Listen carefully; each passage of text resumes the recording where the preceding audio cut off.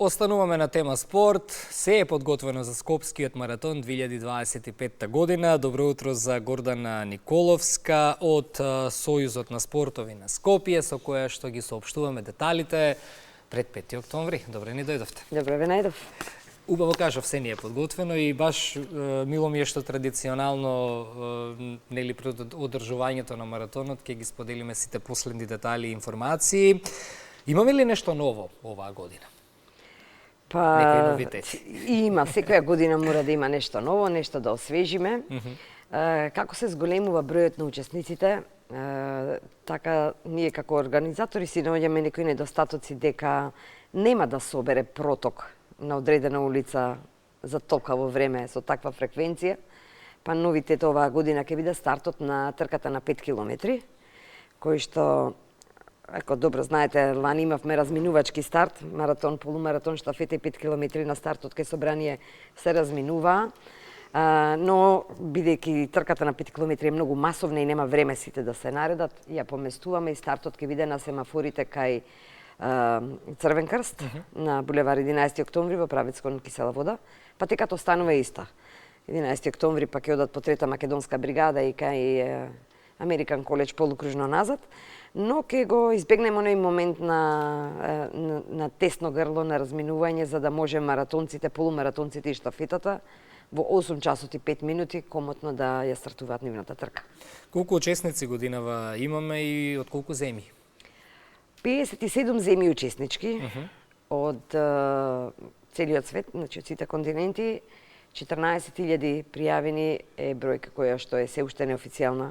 Чекам уште некоја пријава, не пријава, него уплата на веќе направена пријава. Пријавањето заврши во петокот, но 14.000 учесници е бројка која што е рекорд. До сега не сме имале. На трката на 10.000, на трката на 5 километри имаме над 10.000 учесници.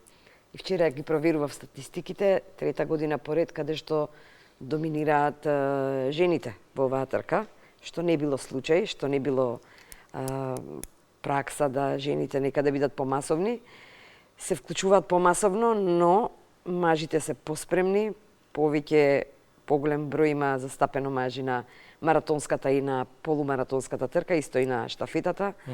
Така да мојата желба да има повеќе жени е задоволена, ама да имаме поголем, поквалитетен број на жени на долгите патеки. Подобри резултати. Подобри резултати останува за други години. Маратон, полумаратон, штафета, трка на 5 километри. Да, така е. Тие се 4 трки. Штафетната трка има машка, женска и мешана. Имаме на 2 позиции низ Скопје, каде што ќе има измената. Имаме 215 штафетни тимови. И тука имаме рекорд на пријавени тимови. Измените ќе бидат малце и опасни за останатите надпреварувачи, па уште од сега апелирам до сите учесници на штафетните трки да ги почитуваат судиите, нивните одлуки, препораки како да ја направат измената на штафетата. Патеката си останува иста до хроми назад. Повторно се враќаме на рекордот каде што сме стартувале во правец аеродроми назад. Полумаратонците ќе се финишираат на плаштад, маратонците уште еден круг.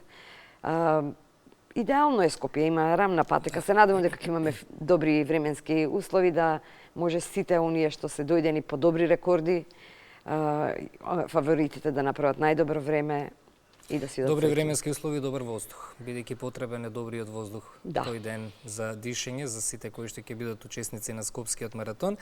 Подготвена ли ги поддршката во однос на медицинска служба, волонтери и така натаму и така натаму? Конкурсот за волонтери е во тек. Имаме потреба од многу волонтери. Многу ми е драго во изминативе години бројот на, односно структурата на волонтерите е сменета. Имаме многу студенти и средношколци кои што се јавуваат да волонтираат и се многу одговорни. Апелирам дека може да се пријават се уште. Имаме потреба од околу 400 волонтери кои што ќе бидат поставени долж патеката да им помогнат на маратонците. Објавен е и стартниот сет што ќе го добијат волонтерите. Медицинските екипи, да, денеска во 10:30 заедно со Црвен крст и Здравствен дом имаме состанок да видиме колку се екипи ќе ни бидат потребни, фиксни, мобилни, парамедици. Нас не е безбедноста на прво место и се што мораме да ќе обезбедиме, како и огромен број количина на вода, на окрепа, маслинки, шекерчево, коцка, овошје. И на секој 850 метри ќе има по некоја освежителна станица, се со цел да им го олесниме трчањето на оние кои што се одлучиле да трчаат долги патеки. И за крај еден апел и до тие што ќе бодрат, Тие ни да се имаме најважни. покреативни транспаренти.